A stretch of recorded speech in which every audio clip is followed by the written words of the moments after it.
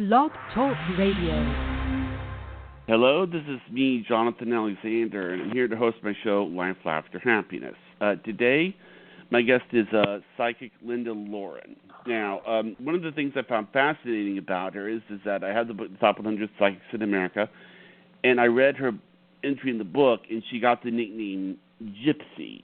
Now, why don't you tell us, are you there, ma'am? Yes. Hi. How are you today? Happy Halloween. Thanks. Happy Halloween. I hope we get some calls. Why? Yes. Why did you Why did you get the nickname Gypsy? Why don't you tell us about that? Well, whenever I was in school, I used to kind of give readings. People would ask me, "Hey, read my palm, read my cards, read my colors," because I would look at somebody and color bubbles would come. And get an impression as to what those colors meant for me to tell them. So little by little, I gained a small following and then a bigger following, and I started doing readings for a quarter in the counselor's office. And they started referring to me as Gypsy. And that name kind of stuck, and they were going to see Gypsy, and the money would go to Battle of the Bands or any kind of a event that the school was having. But wow. That's kind of how the name stuck, yeah. Okay, we do have a caller. Would you like to take a call? Sure. Okay. Caller, you're on the air. Hello? Hello? I hear them. Caller, are you there? I'm here. Can you? Hi. I can hear her. Oh, great. Hi, Linda. How are you? Hi, I'm okay. Do you have a particular question, or would you like me to just tell you what I'm feeling around you right now? Well, either one. Okay. What right your, now, impressions are. Right now, I feel a lot of the color white and black. Those two colors.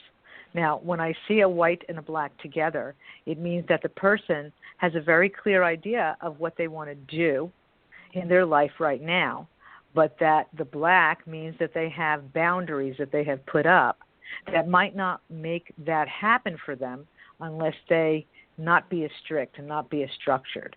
So right now, you're in a place to have a lot of clarity, a lot of movement forward, especially when it comes to anything creative in terms of business especially.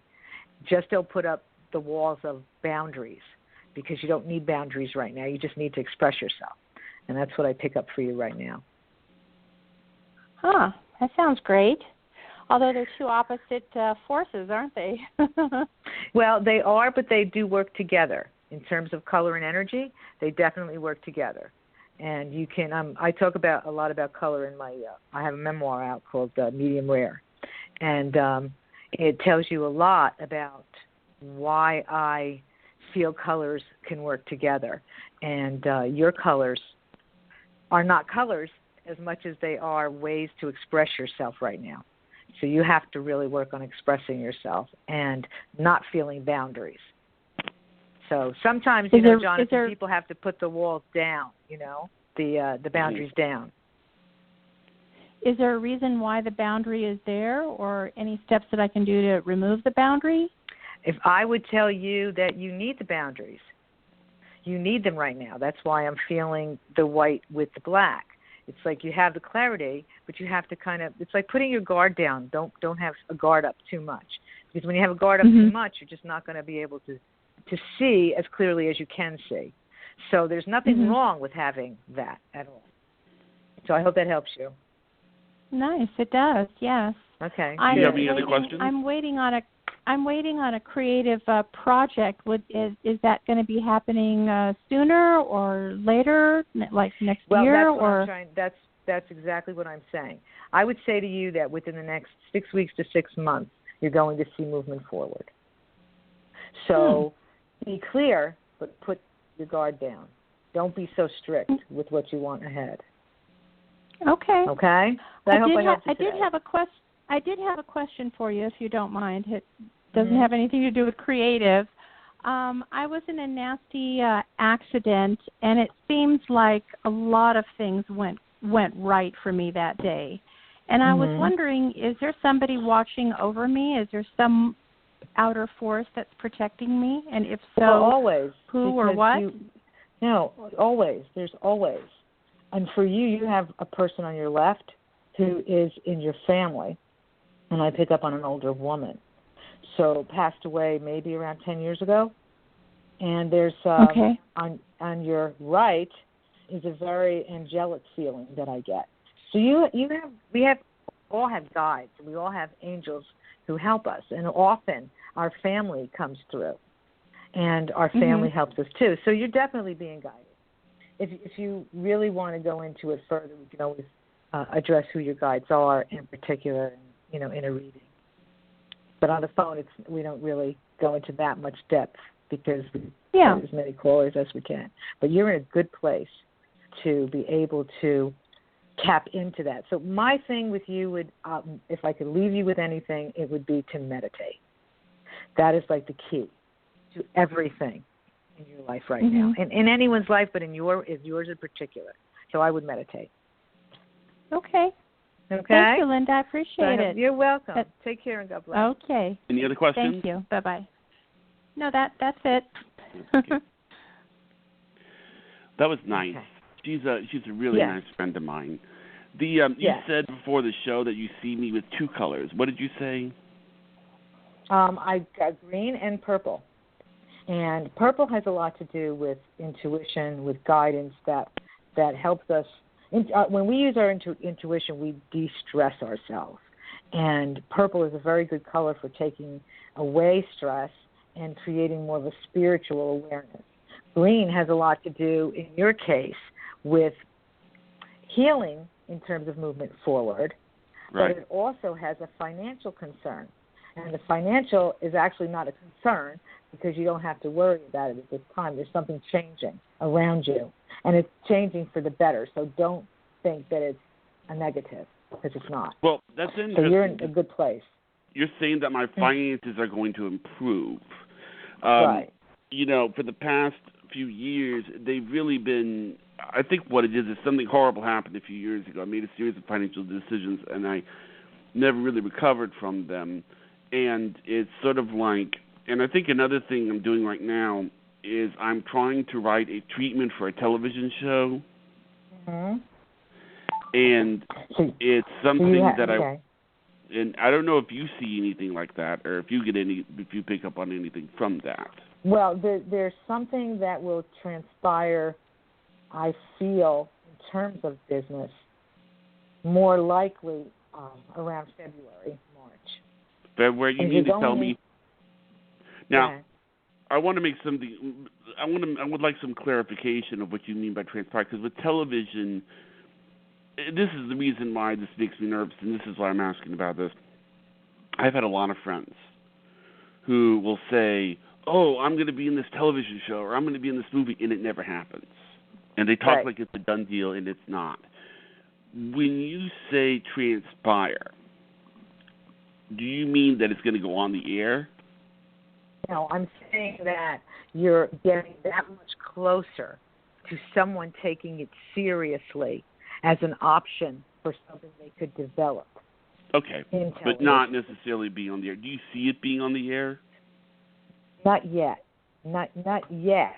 I'm feeling that you're closer to getting it, an awareness of it happening, but that's like the beginning to the middle of next year.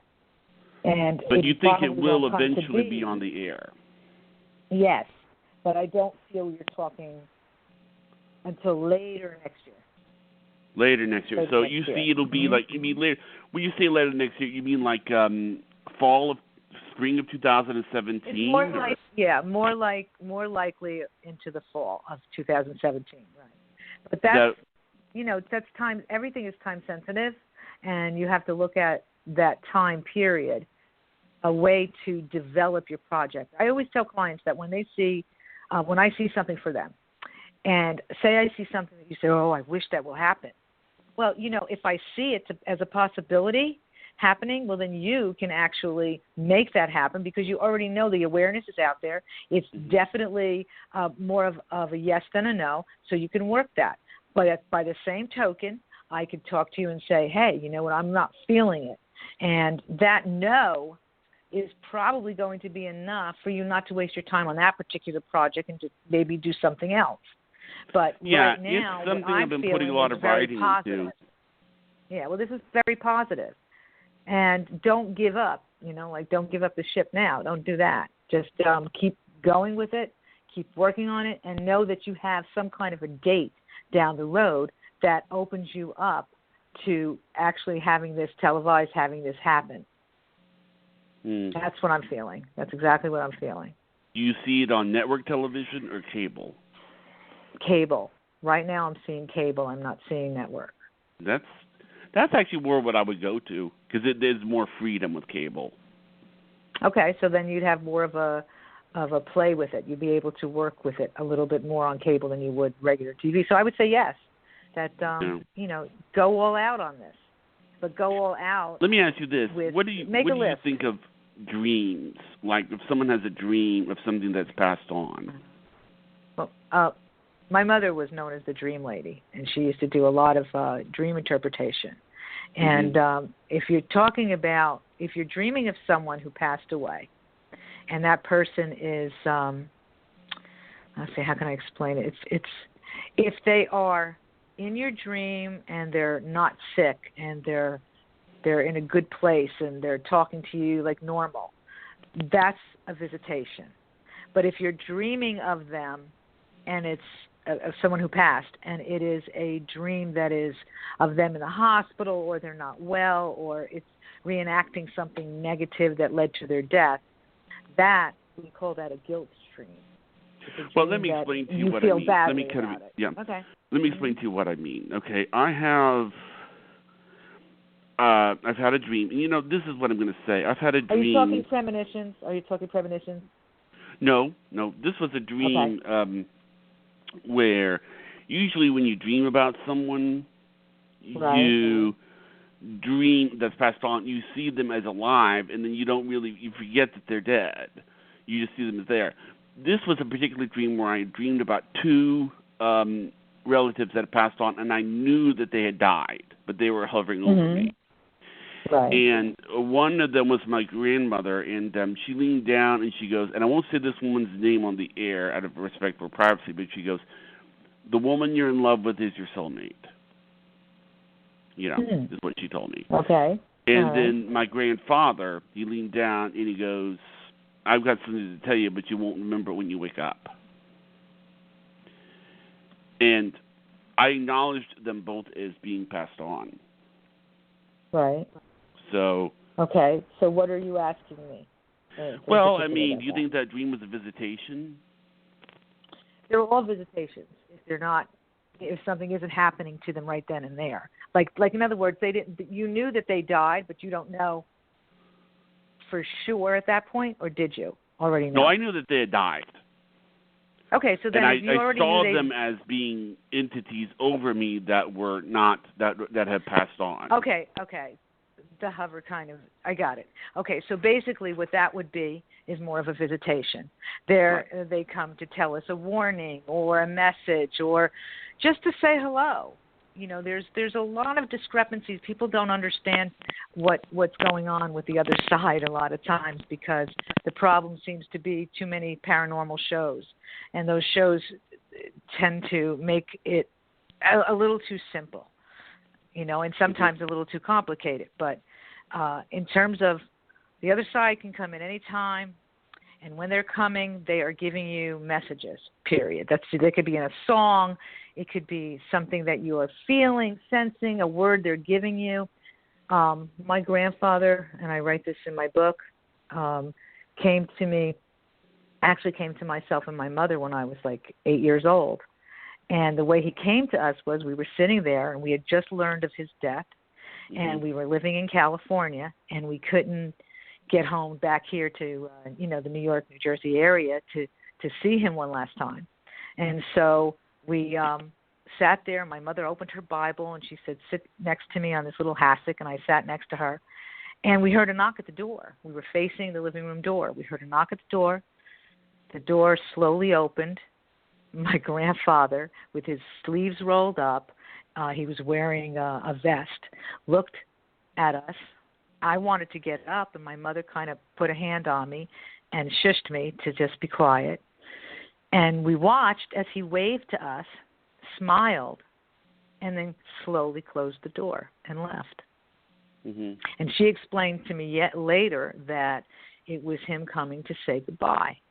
And that by being in a meditative place, which is where we were when you are reading a spiritual passage or you're just, in a meditative space where you're breathing and you're just calming yourself, that is when manifestations happen. That is when you allow the other side to come through.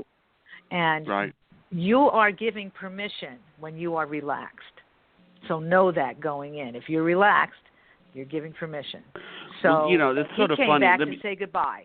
It's sort of funny. Let me tell you one. I wrote a paper one time for a parapsychology class in college about why I felt that sometimes psychic experiences work for other people and they don't for others, and they do for others. And what I found out was this: hypnosis only works if both people want it, but nobody calls it what? Yes, you're absolutely right. Right, but nobody calls it a scam. But see, another thing that's interesting is this. Hugging and kissing is only great if both people want it. Okay. But it doesn't really work so well when you're trying to kiss someone who doesn't want to kiss you or hug someone who doesn't want to hug you. Right. Uh-huh. But see, the psychic will be like, go ahead and read me. Go ahead and read me. But in a way, reading is a very vulnerable thing to put yourself in a way, because you're opening yourself up to the idea that you could be hearing things that maybe you don't want to hear. And that's not always. You mean as the psychic? You mean as the person doing the reading, the medium? No, I'm it's a the person fourth-generation being read. Psychic medium. So I've been doing that. Okay, so the person being read. Well, yeah, like you may be saying things to me that I maybe don't want to hear. You understand what I'm saying? So it's kind of like I have to be open up to what you're going to say. Does that make sense? Well, no, you don't have to be open to what I have to say. Absolutely not. Because from a spiritual perspective, you will take in whatever it is that you need from what I have to say. Right. It's not a choice. It's a spiritual advantage that you have. So that's really something that you need to remember when you're in any kind of reading. Now, have you ever given a reading for someone and then you just felt pure evil from them and got sick and couldn't read them? Well, actually, I one time. And that is basically I was doing a paranormal investigation at a house. And this house was extremely haunted. And these people were extremely negative. And when I first walked into the house, the whole wall in front of me was all photos that dated back to the 1800s of this woman's family. And they were guarding that area so that you couldn't go up to the second floor. Nobody can go up to the second floor of the house. And this woman, because of this family that she had who were so negative, she was extremely nasty, extremely negative, and really difficult to make her understand that there was good in the world, because she only saw evil. She only saw the bad things.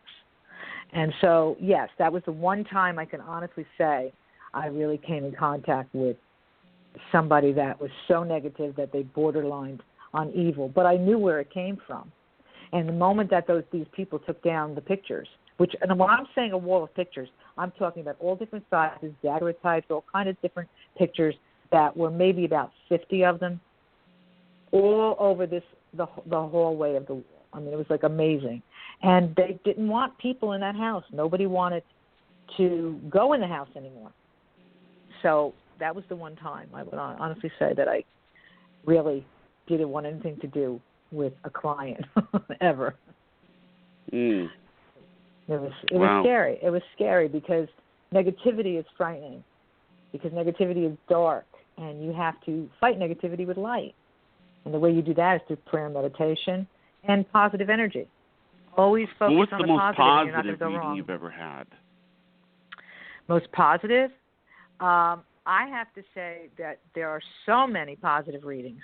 I couldn't just, pick just one that would be standout. But from the standpoint of a woman who for 6 years was trying to get pregnant, and they wanted to go, the way of a surrogate, and I had said, give it one more shot, one more time. I really have a good feeling. And this was at one of the Hiltons. We had done a group readings with the other side. And I said, there's somebody here who really is saying to me that you're going to have a little girl. And her husband was there, too, and he was sitting there, and he started to get really upset because he really wanted, he was crying. That's how upset he was. He was like, I hope you're right, I hope you're right. 3 months later, she got pregnant, and they have a little girl today. So I was like, really, they named her after my last name. So I thought that was very nice. Lauren, yeah. And it was really sweet. But there was another, a woman came to me about her husband, and she said his father was not doing well, but we think he's faking. I don't even want to be bothered with him. We don't want to be bothered anymore. And I said, you know what? Life is short. You need to express to him that you still love him because he's not doing well. Why don't you and your husband go over there? Hmm? What do you mean by faking? No, faking, like he's not, they're thinking that he's not really, that he wasn't really dying, he wasn't really sick like that. Oh, I see. But he was, the man was, he wasn't pretending. And as it turned out, the two of them, I said to the husband and wife to go over to see and visit his father and go through the photo albums with him. This is going to be a very special time for the three of you. And they did, begrudgingly, they did. But as it turned out, after they did several albums and they came into such a really good place again with him, they were feeling better, they were feeling more optimistic, and he passed away. And the woman came back for a follow-up reading, and she said to me that had they not done what I told them to do, they would have never had a good closure with his father. And all those photos enriched the father's life as well as it did his son. So it really made for mending fences. And That's something I was very proud of. I was very pleased for them. Do you feel like, let me ask you this, what's your thought on the election? I'm not going there. It's too hot of a topic. I have my own preferences, which is, I'm sorry, I'm for Hillary all the way. No. Who do you think is going to win? Oh, well, that's what I'm saying. Hillary. You think Hillary's going to win? Mm-hmm. Yes, I do. Okay. Now, I don't know if you've read my book, Medium Rare. No. It's okay. It's it's called the Fourth Generation. It's called Medium Rare. It's a memoir, and I am fourth generation psychic medium. So my parents, on both their sides, had someone in the family who did this. Like I had a grandmother on my father's side who, in Newark, she used to have she was like the neighborhood council, and she used to have people come over to see her, and she would trade readings for maybe bartering butter or take care of my children for the day, or, they did bartering back then. And I grew up, listening to her. She was Italian, but I couldn't speak Italian, but I understood her. And I was able to, have some kind of telepathy with her. But it was a very enriching experience to know that in your family you have this line that goes back pretty far. And I was very, very surprised when my father explained it all to me after my mother passed away. Wow. Do you believe in heaven and hell, or do you think it's something else? Well, my Christian Catholic roots, I was brought up with heaven and hell. So I believe that there's a better place that we go to. I don't really believe in the hell. It's funny. There's a have you ever heard of the name Carlton Pearson? No. Okay. I haven't. He was this minister who worked with people like Oral Roberts, and he did some work with George W. Bush. He was really just as basically right wing as you could be. And one day he had a premonition that it was his epiphany, and after the epiphany, he realized that there was no hell, at least not in the sense that the Bible described it. He felt that everybody went to heaven, and he felt that the problem was that after he started teaching this, he lost his church. He almost lost his marriage. He lost. I mean, it was contradictory to what the church was teaching. Mm-hmm. So they had to. They were removing him, and he basically got. I mean, like Oral Roberts, his own mentor, told him, I'm sorry, you can't preach with me anymore. You're not qualified. You're not teaching correct doctrine, and he basically lost it all. And then one day, he, I think, got a call to teach at a church, and it was a very interesting church because it was, they had this lesbian minister and this one lady who was HIV, and it was filled with people who were rejects, rejected, right. And they accepted him. And I think things have been growing for him, but he's very different now than what he used to be. I mean, like, I'll bet that if he met you, you probably wouldn't even be able to have a conversation with him 20 years ago. I mean, psychic, Linda Lauren, that would have been... Psychic medium. Yeah, psychic medium, that would have been a very nasty, conversation. And here he was, like, with people like George W. Bush and Oral Roberts, and then he went the other way. I mean, like, gay marriage, now he's for it. He's, I'm trying to get him on the show. And it's interesting. Like, he says that, even Hitler's in hell, in heaven, He said that Hitler's not more powerful than the blood, and he had a different take on it. And, right. But it was something. This is my take. Is all I can say, is that I see it differently. I see it, heaven is a place that I have seen through someone's eyes who has passed. Right. And I've seen through my mother's eyes when she passed. And I've just seen this beautiful place. No one has revealed hell to me. Yeah. Okay. Someone has revealed hell to you? No one's ever revealed hell to me. Well, another thing about hell. But another thing about hell about heaven that's interesting is that heaven is a point of view. Like, for instance, when I was about 4, my sister, my older sister, I won't mention her name, sat me down and she told me, "Do you know what heaven is, Johnny?" And I said, "Well, what's heaven?" "Heaven is 1,000 Six Flags."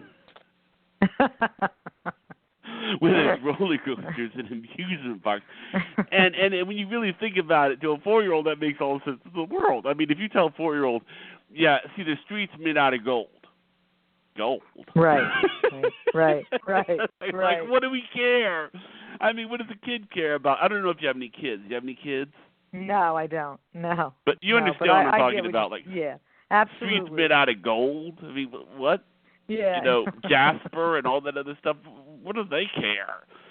A kid wants to live in Six Flags. He wants to go to Disney World every day. He wants to... Well, that's heaven for kids. Yeah. Hey, that's what I would say. Yeah. That's heaven so for kids. That's what I like about it. It's like the concept of heaven is a very, very... And it's true. Why would a kid want to go to... I mean...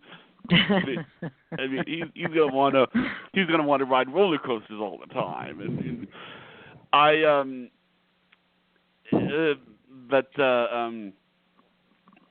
you're also a travel psychic. Is that correct? Yes.